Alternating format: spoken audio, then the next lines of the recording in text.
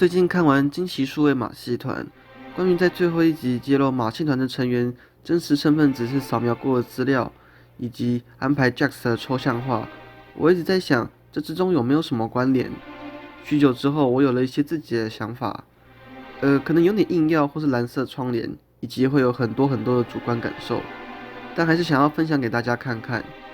这不是什么专业的影评分析，就是我一个观众的观后感。首先，抽象化这个东西自第一集就被提出，基本上就像是绑在每个人身上的定时炸弹，无时不刻都在逼迫大家试图找到一个逃出马戏团的出口，不然下一个变成怪物的可能就是自己。结果最后一集我们发现出口是不存在的，每个人都只是被扫描下的大脑资料，这里就是他们的归宿。原本有望拆除的炸弹，此时就像是夺魂锯里的场景，被恶趣味的嵌在骨子里，只能眼睁睁的看着他哪一天就这样爆炸。而 Jax 马上就引爆了身上的炸弹，毕竟从前几集他的精神状况来看，有这样的发展也是合理的。并且在后续 Pamini 看到 Jax 的内心活动，我们也可以看到他一直在拒绝接纳真实的自己，以一种漠不关心，甚至可以说是混球的处事风格做成一个壳，就像他的兔子玩偶服，用玩世不恭的态度来保护自己免于面对真相。但帕曼尼却硬是钻进去 Jax 那精心设计好的壳，文学上的比喻跟物理意义上的都有。Is this guy? Oh God! Come on. I just wanna not hurt you or anything. 帕曼尼也曾经积极寻找过出口在哪里，在知道根本没有所谓的出口后也绝望过，但马上就振作了起来。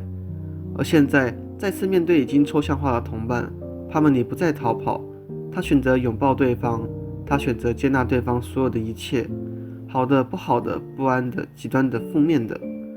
没错，接纳。我认为接纳自己曾经想逃避的事情，就是这部剧集想传达的东西。Jax 一直都在逃跑，从那可能会伤害自己的现实中逃跑，最后直到抽象化，也是选择封闭了自己的内心。Pamini 则是替 Jax 做到了他一直无法完成的事情，接纳 Jax 他自己。之所以 Pamini 能做到这一点，也是因为他从不断想要找到出口，到最后接纳自己只是一个扫描过的资料，才能心无挂碍的拥抱抽象化。这里的拥抱抽象化，除了是接纳 Jax， 也是代表 Pamini 不再恐惧自己说不定哪一天会抽象化，而是把它当成了跟生老病死一样再正常不过的现象。他接纳了自己一直以来在逃避的事情。我很喜欢最后这个像水族馆一样的场景，抽象化的同伴隔着玻璃与自己对视，好似抽象化不再是某种令人恐惧的瘟疫，而是稀松平常的场景。那些昔日恐惧不已的过往，在伙伴的陪伴下，也不是那么的难以面对。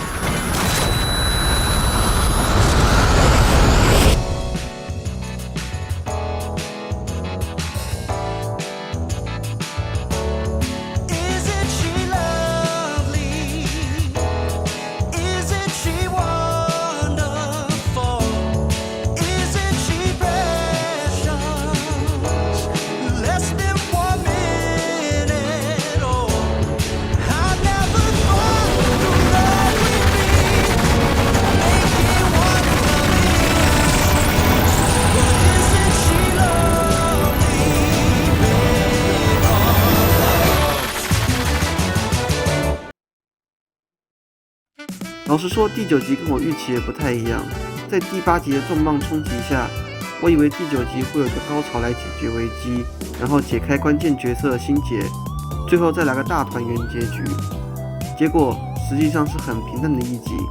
没有预期中那些紧张刺激的大场面。但这不是在指责，因为其实我的观感还是蛮不错的。比起给出更大的剧情转折，制作组将更多的心力聚焦于角色上，平缓的节奏让人更能沉下心去体会角色的感受。